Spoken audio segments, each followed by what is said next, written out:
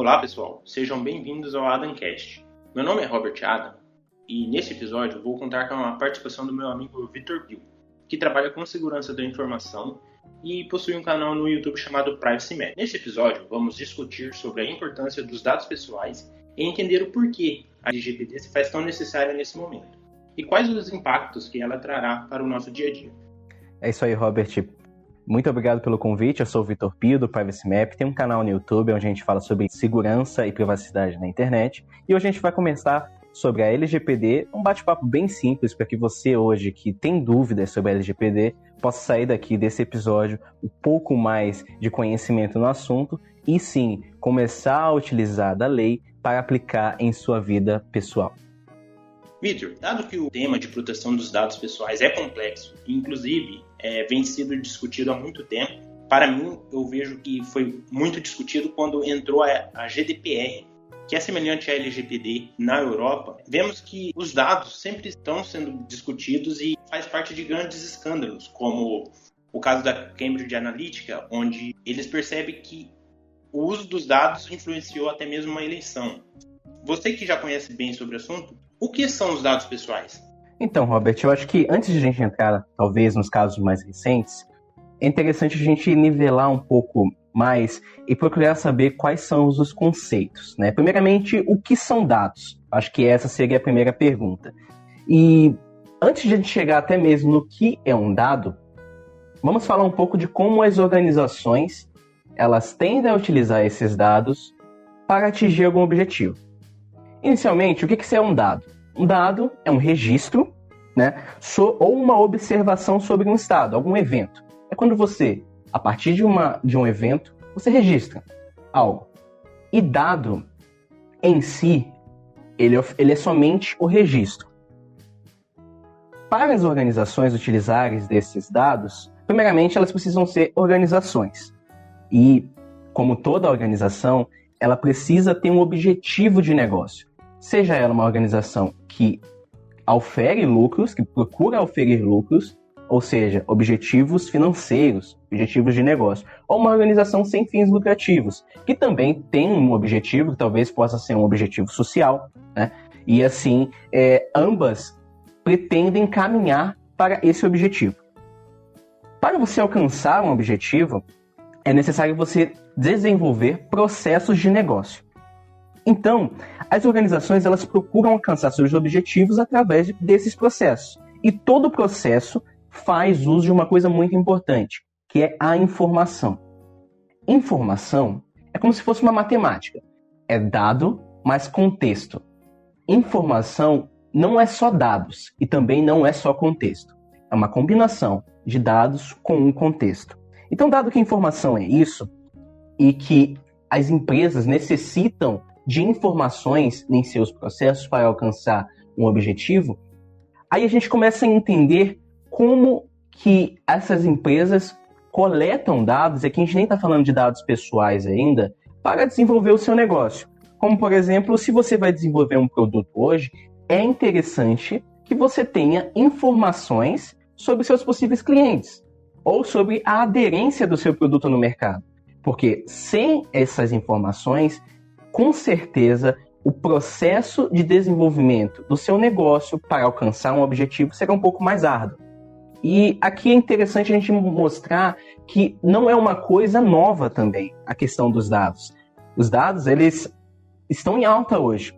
Mas se a gente for olhar um pouco para a nossa história, os dados eles estavam presentes em diversos tipos de era. A gente pode começar, por exemplo, o Império Romano. O Império Romano, através de seus oficiais, eu acho que eles foram um dos primeiros a registrar informações e registrar dados. O que era coletado? Eram coletados o nome, o endereço e os ganhos de cada indivíduo. Ou seja, os oficiais, eles registravam para cada pessoa o nome dessas pessoas, o endereço e os ganhos. Depois, vamos para a era um pouco mais moderna hoje em dia, né? Nos anos 50, a gente teve os direitos humanos, com pelo menos o básico de proteção de dados. A gente está falando aí de anos 50, tá? E não é uma coisa tão nova assim. Logo após, Nos anos 80, tivemos ali o Conselho Europeu, vamos dizer que é um braço dentro da União Europeia que define, na verdade, as orientações e prioridades políticas ali da União Europeia. Então, eles começaram a adotar uma convenção separada de proteção de dados. Já tinha, sim, os direitos humanos, bem basicamente.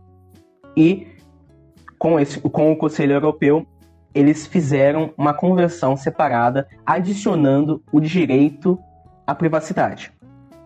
Anos 90, a gente teve o boom da internet, saindo de um campo um pouco mais militar, de um uso militar, para o boom das tech, né? O boom das empresas que trabalhavam com tecnologia. Não startups ainda, mas das tech companies, né?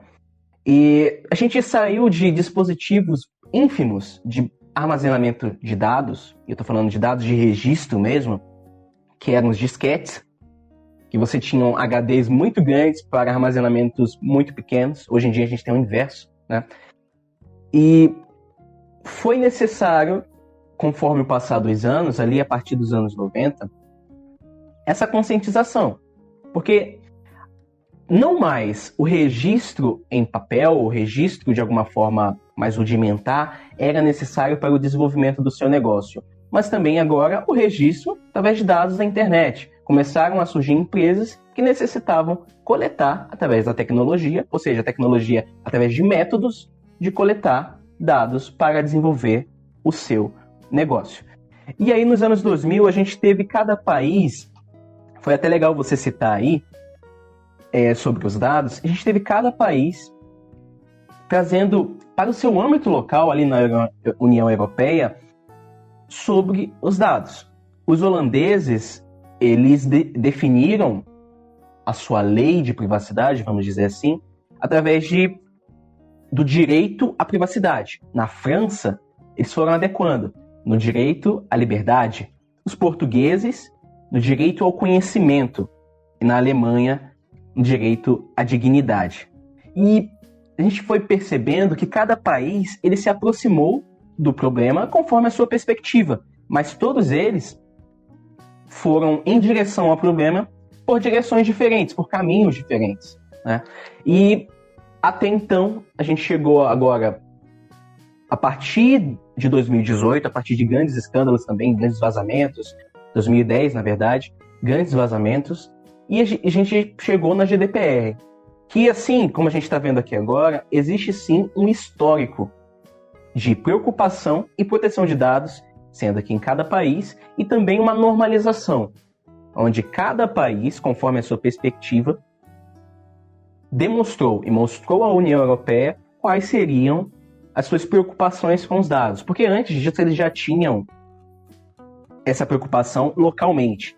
Então foi estabelecido essa padronização para todo o continente, ou seja, para aqueles países que fazem parte da União Europeia. E agora voltando do básico, a sua pergunta. O que são dados pessoais?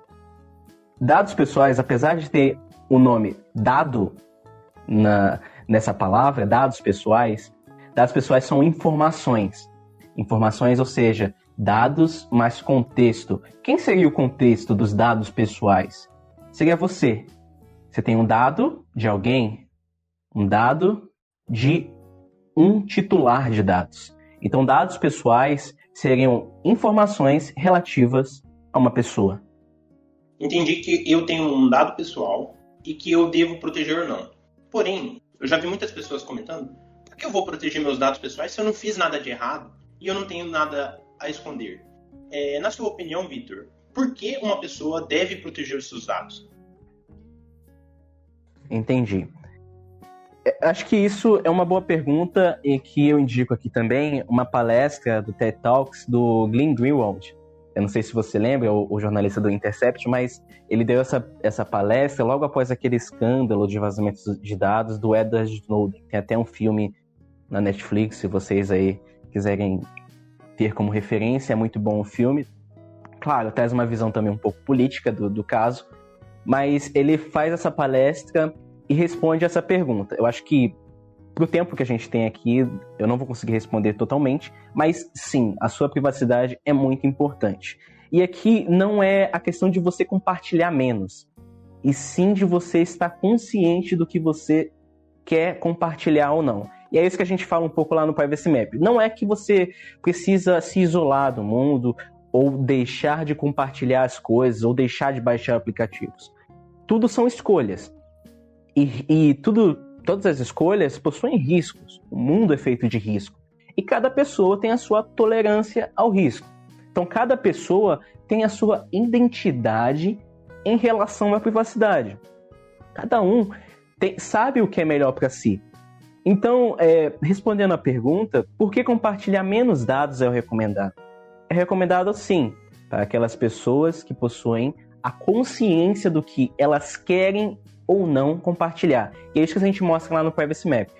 Mostrar esse caminho, de mostrar essa rota para a consciência em privacidade e segurança. Tá? E aqui, sim, eu acho que o melhor para cada tipo de pessoa, e para mim, pessoalmente, é que eu compartilhe apenas os dados que eu queira. E, assim, automaticamente, eu estarei compartilhando menos dados. Mas não que a gente deixe de compartilhar dados. Isso é impossível. Sempre haverão formas de compartilhamento de dados. A partir do momento que você sai de casa, já é um registro. Vitor saiu de casa. Alguém pode registrar isso. Você pode registrar isso por conta própria. Então, tudo que você faz em casa, tudo que você faz na sua vida, pode se tornar um dado.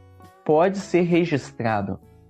Então, cabe a você, conforme a sua consciência, a sua escolha, querer compartilhar isso ou não com organizações, com empresas, com governos, com essas instituições. E também, voltando um pouquinho atrás, demonstrar que você tem um direito de associação ou desassociação, de você ter um direito de participar ou não participar.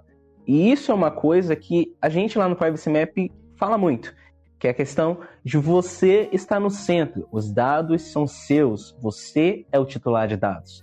E compartilhar menos é apenas uma consequência, porque você começa a refletir um pouco mais sobre o que você tem compartilhado. Então, o compartilhar é uma conveniência. Você escolhe compartilhar seus dados para uma empresa que não cobra um serviço, por exemplo, como o Google Maps, o Waze. São todos aplicativos que não cobram para ser utilizado, porém, ele está coletando seus dados. Como diz aquele velho ditado, quando você não paga, você acaba sendo um produto, correto? Acredito sim que o compartilhar é algo bom, porque, não sei se você vai concordar comigo, mas muitas empresas melhoram seu serviço, melhoram seus produtos com o compartilhamento de dados, certo? Sim, sim. E assim, como eu disse, Roberto, não é uma coisa nova. Não é uma coisa que surgiu com a LGPD ou com a GDPR. O mundo foi feito de compartilhamento de dados. E aqui, conforme os exemplos que eu já passei anteriormente, pessoas dependem de compartilhamento de dados. A sociedade depende de compartilhamento, de troca de experiências. Para um produto dar certo, ele precisa necessariamente saber se tem aderência ao mercado, se o mercado precisa. E é isso que é o necessário. Que numa economia de mercado, as empresas que crescem são aquelas que são recompensadas pelo seu bom serviço prestado ou pelo seu bom produto, porque elas intrinsecamente conseguiram adequar o seu produto àquele mercado, àqueles consumidores. E para isso você precisa de informação sobre os seus consumidores, informação sobre o seu concorrente, sobre as leis, talvez se você está infringindo ou não, você tem risco jurídico, por exemplo. Então, compartilhamento, informações e dados são coisas naturais do ser humano. Serviços de inteligência já estavam em ativa há muito tempo.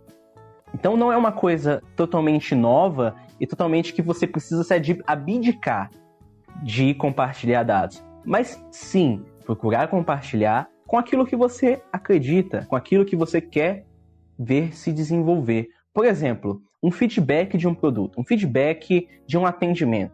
Isso é um compartilhamento de dados, é um compartilhamento de informação. Você está demonstrando que no seu contexto, conforme aquele atendimento que você presenciou, você está dando um dado.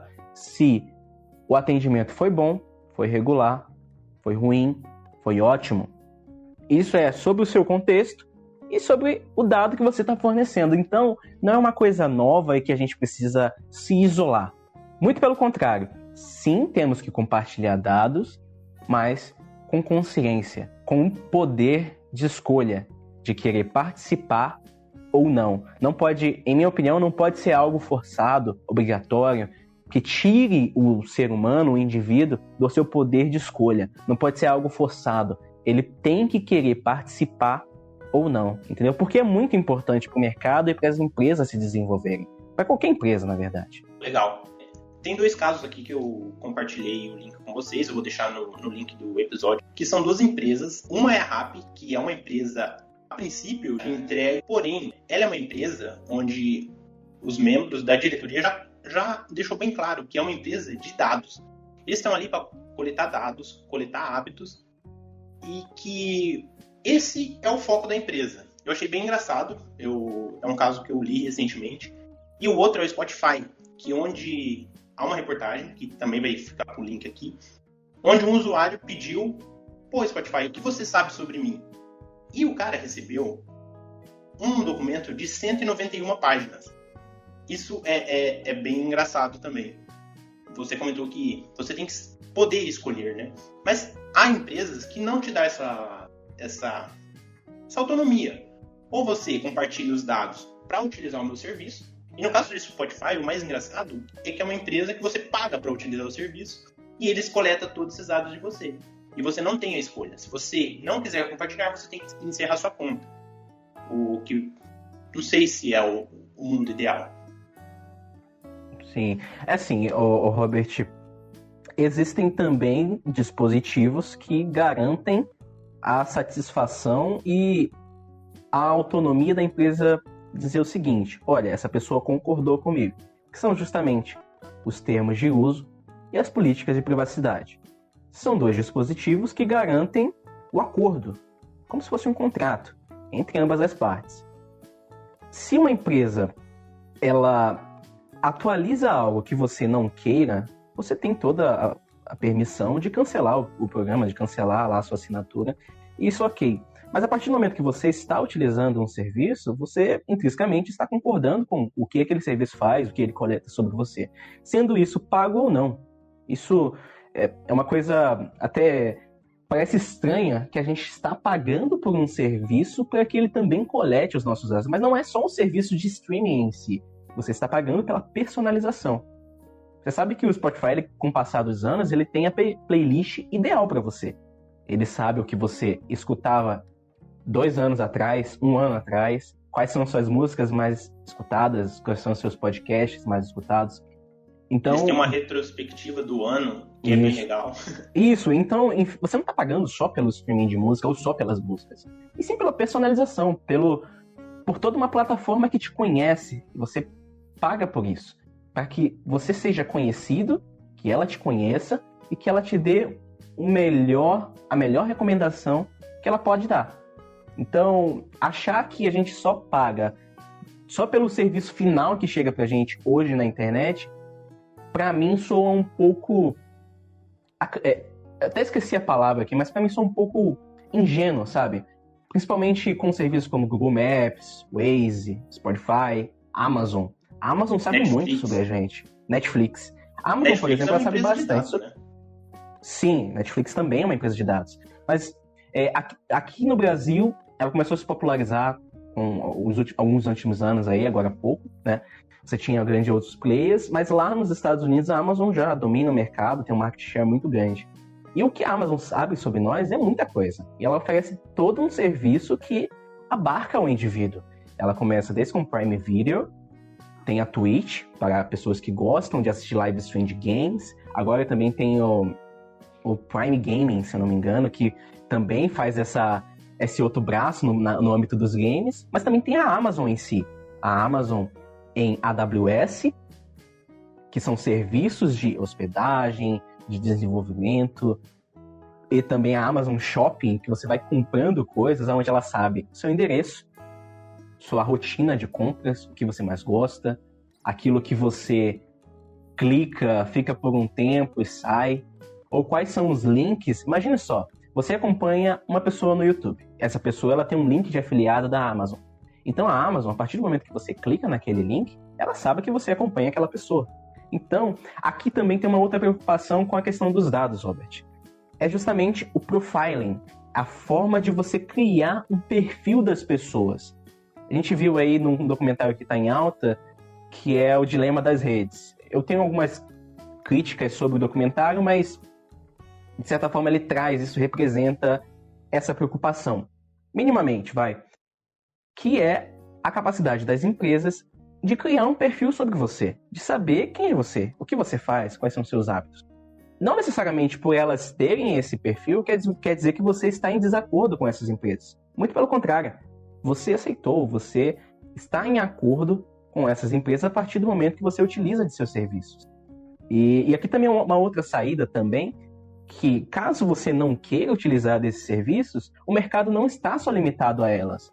Existe sim uma grande parcela do mercado que faz parte dos clientes, que são clientes dessas empresas. Mas não necessariamente essa empresa é a única, como por exemplo o Netflix. Você acha que o Netflix é o único player no ramo de streaming? Não. Existem outros players também no ramo de streaming. Então cabe aí a cada cliente, conforme a sua consciência, saber se está de acordo ou não com o conteúdo que é passado, mas também com essa personalização, com essa coleta massiva de dados para te oferecer um melhor serviço.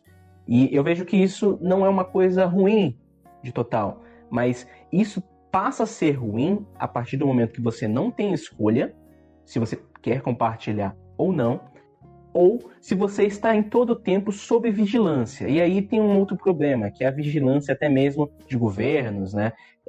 E aqui eu queria levantar uma questão. Qual o limite de que, para um bem coletivo, para um bem de um grupo, para o bem da sociedade, todas as pessoas precisam ser vigiadas? Existe um limite, até aqui eu posso saber sobre você, até aqui eu preciso saber sobre a sua privacidade. A partir daqui eu não tenho interesse. Você acha que existe esse limite, Robert? Então, Vitor, você entrou num ponto bem complexo, é um ponto que eu já parei para pensar e analisar. Inclusive, eu compartilho com você o Black Mirror. Você já chegou a assistir esse seriado? Já sim. É bem futurístico, né? Mas, Sim. assim, algumas coisas a gente consegue tirar de conhecimento aplicável para hoje, né? Para o momento que estamos vivendo. Sim. Você lembra do ponto em que, para você poder utilizar um serviço, você teria um score. É tipo um score financeiro, mas um score voltado para a sua vida pessoal. Você não poderia pegar um trem, por exemplo. Você não poderia entrar no aeroporto se você não tivesse uma nota mínima. Então, eu acredito que o poder estatal, ele precisa ter um limite. Porque o poder, o Estado, no final das contas, ele não é um Estado, ele não é um ente lá, e sim são pessoas. E se o Estado ele tem acesso a essas informações, dependendo das pessoas, ele pode utilizar esses dados para controlar as pessoas, ele pode utilizar esses dados para atingir um determinado de pessoas. Como que você vê essa parte? Eu vejo que, assim, concordo com você que o Estado são pessoas. No final, são pessoas. Só que, filosoficamente, não existem pessoas melhores que outras pessoas. Pessoas mais capacitadas ou superiores às pessoas. No final, todos somos seres humanos. Então, você abdicar de sua privacidade, para mim, está muito ligado também com o direito à propriedade. É como se você não tivesse mais o poder de decisão sobre a sua, como se não fosse mais seu, e sim o direito de possuir, o direito de poder ter, entendeu? O direito não é seu, intrinsecamente. O direito são das outras pessoas. O direito é do Estado. E aí, existe uma concessão, ou seja, é uma permissão dele para que você, minimamente, ou em determinado período, pratique aquilo. É claro, esse assunto é muito grande, muito extenso, e eu acho que a gente fugiria bastante do assunto aqui. Mas, respondendo um pouco a pergunta sobre se existe um limite, uma linha, Eu acho que hoje a gente tem a possibilidade de, através da conscientização, definir essa linha. De começar a raciocinar qual é a importância da privacidade para nós, o que estamos dispostos a compartilhar. Acho que esse é o principal ensinamento. Onde você faz uma reflexão com você mesmo, você olha para si e veja que você não é só a sua materialidade, você não é só aquilo que você vive, mas as pegadas por onde você passa também. E a partir do momento que para você viver em sociedade é necessário que você abdique de você mesmo, porque isso no final é abdicar de você mesmo. É que você não mais tem um controle sobre você para que outras pessoas pontuem se você está sendo um bom menino, uma boa menina, se você está sendo um bom cidadão. Eu acho que esse é um conceito até mesmo muito filosófico em questão de privacidade, de dados, propriedade privada. E é um ponto que, particularmente, eu me atenho bastante porque eu entendo que privacidade está muito ligado ao direito de ser, o direito de você poder ser um indivíduo livre, de você ter a sua racionalidade preservada, muitas das vezes. Essas séries futurísticas, vamos dizer assim, essas distopias, elas acabam trazendo isso. E tem até um livro do George Orwell, que é o 1984, que ele fala uma distopia justamente disso, sobre as pessoas e o que elas tendem a ser com o avanço tecnológico. Fica aí também a dica, se você é um leitor, você gosta de livros, 1984. Só atrasou um pouquinho mais, né, porque estamos em 2020, mas fica aí a dica de um livro, tá? Eu acho que sim, Robert, existe uma linha que a gente precisa pensar e raciocinar e começar a exercitar nos dias de hoje. Vou trazer só um tema aqui para colocar mais lenha na fogueira, mas a última discussão que tivemos sobre privacidade, sobre os usos de dados das pessoas, foi a questão da Covid. Eu não sei sua opinião, não sei mesmo, mas em São Paulo, por exemplo, as operadoras compartilhou toda a parte de localização GPS para verificar se as pessoas estavam em quarentena ou não, se estava tendo deslocamento. E tem a questão também daquele aplicativo, eu não sei se você ficou sabendo, que é o Coronavírus SUS. Sim. Onde a Apple e o Google montaram uma API que somente um aplicativo por país pode utilizar essa API, mas onde o seu celular emitia um sinal Bluetooth, tem os termos técnicos que dizem que não era rastreável, que esse dado ficava armazenado por 14 dias só. Mas é um ponto que ali a pessoa não tinha escolha. Nesse ponto eu concordaria em perder minha privacidade para compartilhar, para se tornar, para essa doença ser mais rastreável.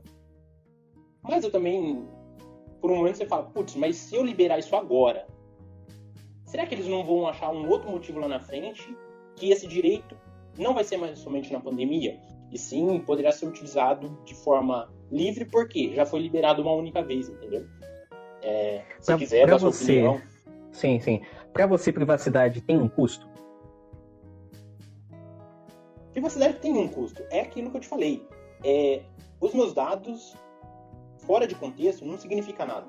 Mas a partir do momento que eu escolhi compartilhar e alguém pega esses dados e tem uma segunda intenção com os meus dados, daí pode se tornar um problema sim. Então, é melhor prevenir do que remediar. Falando em conhecimento, existe um diagrama que se chama diagrama da informação. E traz justamente esse avanço entre dado, informação, conhecimento e sabedoria. Então, dentro de uma informação, você tem o dado mais o contexto. Ou seja, um volume de dados, você consegue, com o contexto onde eles estão inseridos, você consegue gerar informação.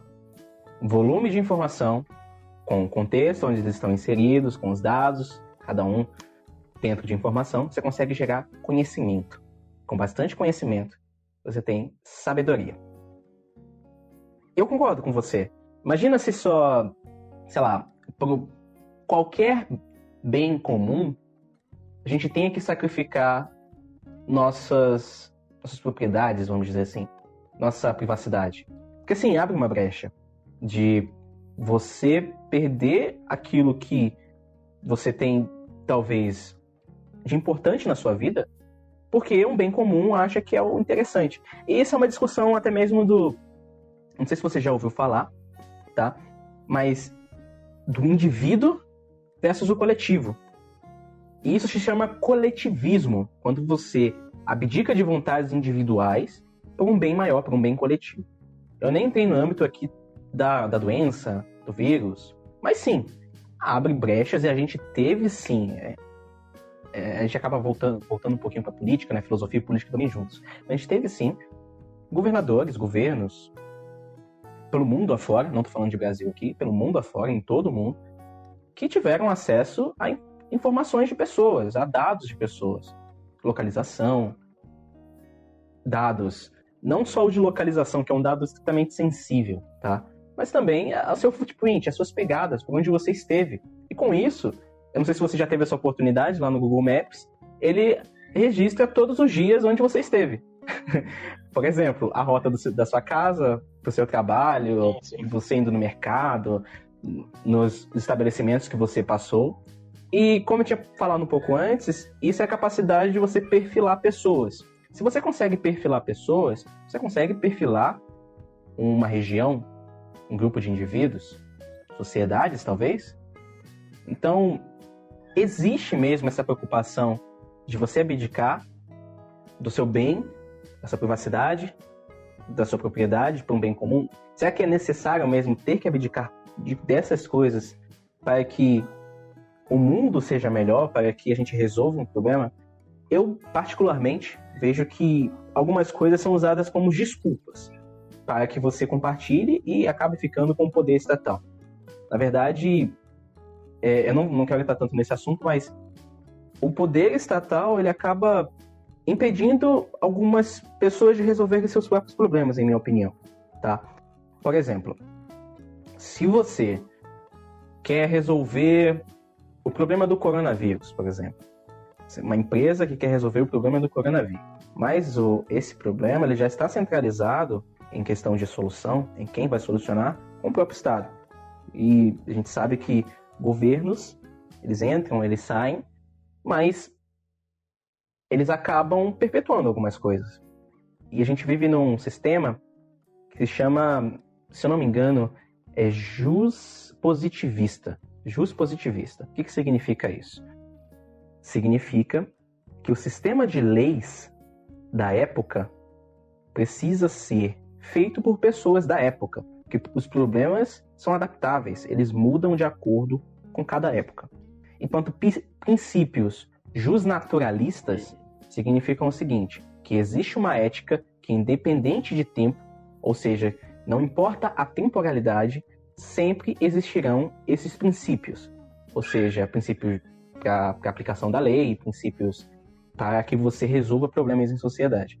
E conforme, trazendo um pouco para esse exemplo, é que a gente vê o seguinte, que a gente acaba abrindo uma brecha. Se um governo resolveu esse problema nessa época de uma forma que pessoas que tiveram que abdicar de seus dados de localização, então próximos governos eles podem utilizar dessa forma para fazer outras coisas em um bem maior, em um bem da sociedade. Eu acho que sim, é uma coisa que a gente devia se preocupar um pouco mais, porque justamente a gente acaba centralizando, e trazendo um pouco do princípio filosófico, você acaba centralizando algumas pessoas o poder de escolha sobre outras pessoas, o poder de decisão sobre algumas pessoas. E aí a gente pode entrar, mas até onde uma pessoa pode decidir por si mesma? Até onde esta pessoa ela tem capacidade, olha só esse tipo de pergunta, até onde uma pessoa ela tem autonomia sobre a sua própria vida? Será que por um bem maior é necessário sacrificar minimamente ou maximamente a autonomia de uma pessoa? Acho que é um papo muito grande, é um papo muito legal. Você me fez até relembrar da época que eu fazia direito, e realmente é um assunto muito complexo, que o direito discute isso, que é o acordo social, né? Eu cedo um pouco do meu direito em prol do coletivo para a gente viver em harmonia. É isso que o acordo social diz, que eu não posso ter todos os meus direitos, eu cedo um pouco dos meus direitos para ter um bem comum, um grupo de pessoas vivendo em harmonia. Eu acredito, sinceramente, que não tem como eu me proteger 100%. O Estado ele precisa de dados também. Por exemplo, caso simples, envolvendo saúde mesmo.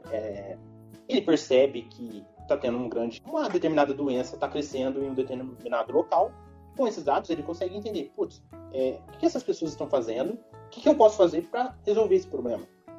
Alocação de recursos, por exemplo. Eu percebo que, sei lá, no mês de maio, há um aumento da doença tal e eu preciso me prevenir. Ou seja, os dados precisam existir, como você mesmo já pontuou.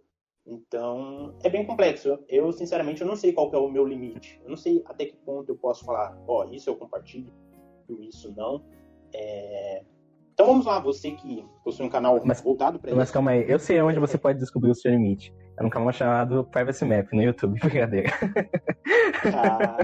Mas assim, cara, é uma discussão muito grande. Eu sou um pouco, pontuando aqui a minha opinião, eu sou um pouco mais... Eu penso bastante nessa questão de você ceder suas coisas. Será que é necessário você ter obrigatoriedade na sua privacidade? Você precisa necessariamente compartilhar essas coisas? Tipo, você não tem direito de falar não.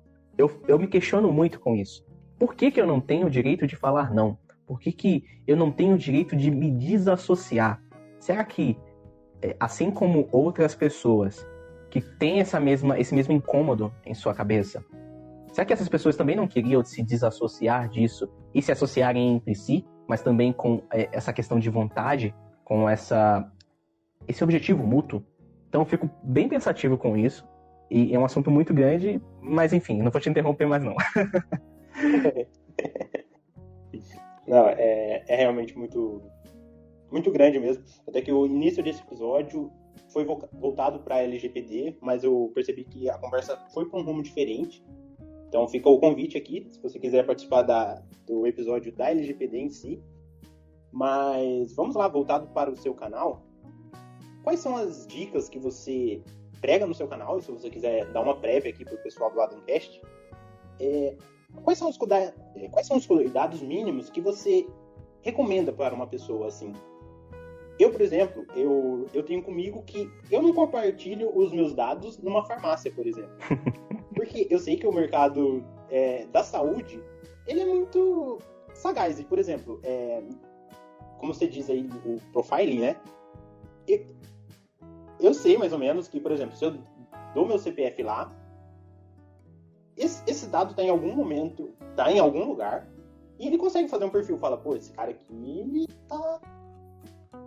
não tá muito saudável, né? Dependendo dos remédios que você usa. E fica tão claro que esse dado tem um valor para eles que eles dão um desconto em medicamento. Então, eu acredito que nada é de graça.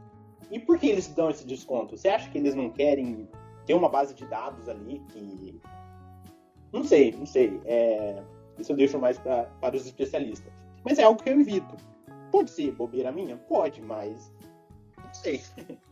A gente também tem que tomar um pouco de cuidado com essa imaginação muito grande que a gente tem sobre os bancos de dados, sobre inteligências artificiais que coletam os nossos dados e que tentam, de uma forma muito maldosa, vamos dizer assim, manipular os nossos dados para ganhar muito dinheiro. Assim, eu vi isso não sei se você viu lá o documentário de Dilema das Redes. Ele sim tem uma posição política, mas me pareceu muito isso, sabe?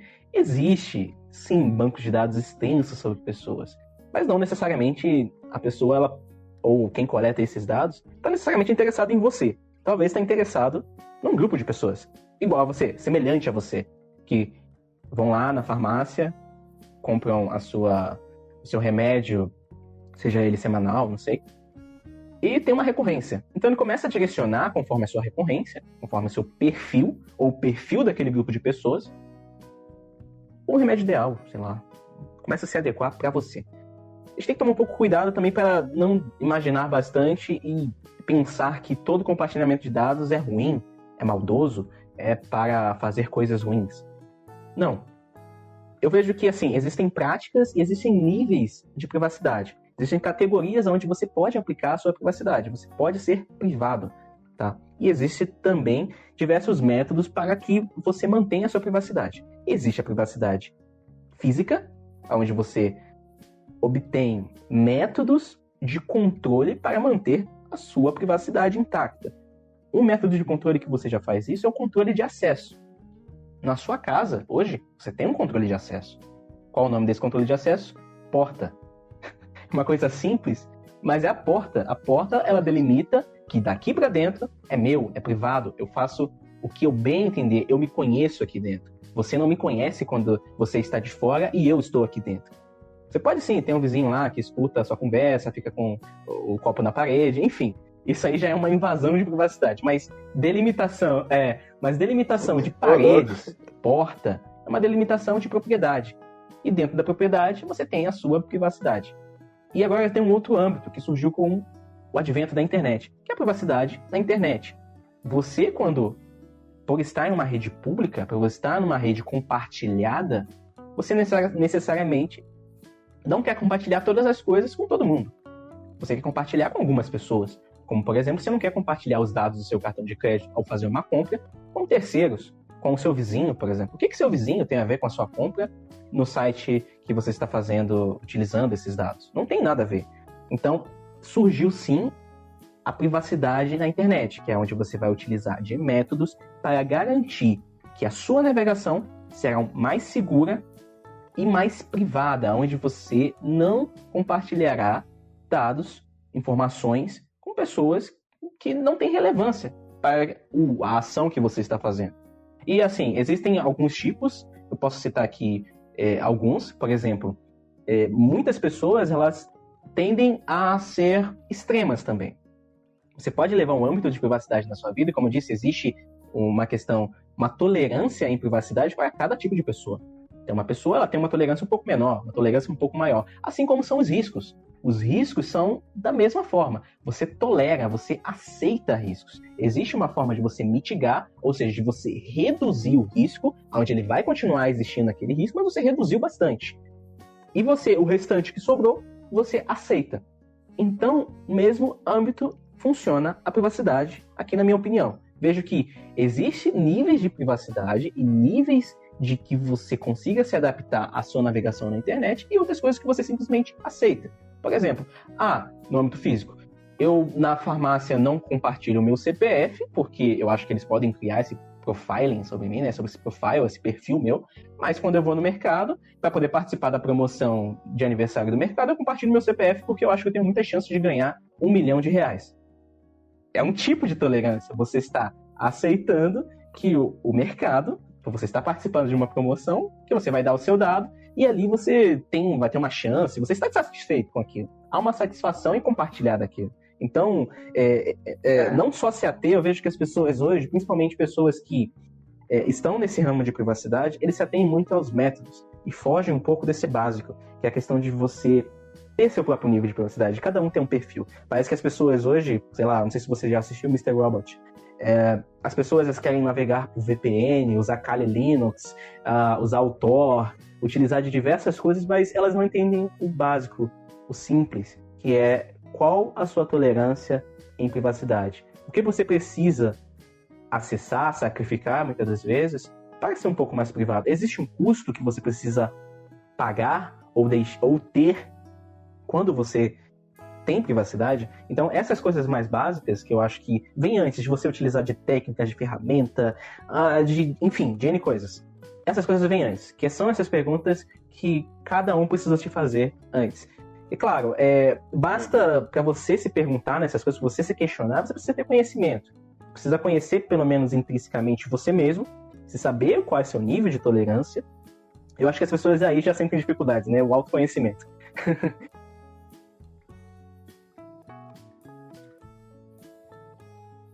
Opa, Victor. O papo foi muito legal. Foi por um caminho que eu não imaginava, né? O papo inicial era sobre a LGPD, mas com essa conversa eu percebi que temos que dar um passo atrás, entender a importância dos dados, entender por que ela surgiu, né? Então já fica o convite para o próximo episódio, se você quiser participar. Vamos falar sobre a LGPD em específico, para as pessoas conhecerem mais sobre os dados, sobre segurança, sobre privacidade. Eu recomendo o canal do Privacy Map. É um canal que eu já venho acompanhando desde que você divulgou ele, né? É um canal que eu estou aprendendo bastante, então recomendo. E fala aí, onde as pessoas conseguem te encontrar? Qual que é seu canal? Então vamos lá, cara, novamente, muito obrigado pelo convite, tá? Foi muito bom conversar aqui com você. A gente voltou um pouco atrás, eu acho que foi necessário, conforme o assunto da LGPD, você precisa voltar um pouco atrás. As pessoas hoje elas se prendem bastante aos métodos, à lei, mas esquecem qual é o espírito dela, o que precisa ser tomado como princípio. E eu vejo que privacidade vem muito antes de qualquer lei, vem muito antes de qualquer talvez até o Estado. Mas enfim, eu tenho um canal no YouTube, você me encontra lá no YouTube, no canal Privacy Map. A gente está falando sobre métodos, metodologias e formas de você obter um pouco mais de segurança na internet e privacidade na internet, tá bom? Acho que esse papo aqui, ele culminou também, estou fazendo uma série lá, se chama Back to Basics, se chama De Volta ao Básico. Meu último vídeo foi sobre gerenciadores de senha, mas essa conversa, ela vem muito antes sobre o âmbito privacidade, sobre um método. Você precisa, primeiramente, entender o seu nível de tolerância à privacidade, conforme eu expliquei aqui, para que você comece a aplicar os diversos métodos, metodologias na sua vida. E foi muito bom, na verdade, poder compartilhar com você, e esse é o âmbito, esse é o intuito do Privacy Map. É mostrar um caminho, é você mostrar a direção para o autoconhecimento das pessoas e o descobrimento sobre a sua tolerância à privacidade, onde as pessoas, sim, terão a consciência e o poder de escolha para decidir se querem compartilhar algo ou não. Eu fico muito agradecido por você ter me convidado. Na verdade, a gente tinha trocado essas figurinhas faz um tempo para poder participar aqui. E sim, fica também aberto o convite para você participar lá do Privacy Map de algum vídeo, de algum conteúdo, de alguma videochamada, eu não sei, a gente pode estruturar no futuro aí. E claro, se a gente quiser continuar, se você quiser continuar sobre privacidade, LGPD, falando um pouco mais na prática, a gente pode fazer um outro vídeo, um outro episódio aqui no Adamcast sobre LGPD. E vocês podem me encontrar no LinkedIn, no linkedin.com/Pio, que é meu nome, se chama Vitor Pio, no Privacy Map, no Twitter, @PrivacyMap, e, enfim, na nossa página também do LinkedIn, @PrivacyMap, nossas redes. É isso aí. Pessoal, as indicações que fizemos, que é o documentário da Netflix, eu vou deixar um link nos comentários. E o Vitor indicou um livro, né, Vitor? Se chama 1984, do George Orwell, tá? E também indiquei uma palestra, Por que Privacidade Importa? Why Privacy Matters, do Glenn Greenwald. Foi feita em 2014, lá no TED Talks. Fica aí também a recomendação. Beleza. Eu vou anotar os nomes certinhos e vou deixar os links nos comentários. É isso aí, pessoal. Agradeço por ter ficado até aqui. Esse foi o primeiro episódio longo do Adamcast. Espero que continue assim, com convidados, com conteúdos legais. Você encontra todos os links do Adamcast em anchor.fm/Adamcast, tudo junto. E é isso aí, Vitor. Muito obrigado. É isso aí, Robert. Até a próxima. Muito obrigado mais uma vez. Tamo juntos. Valeu. Tchau, tchau. Tchau.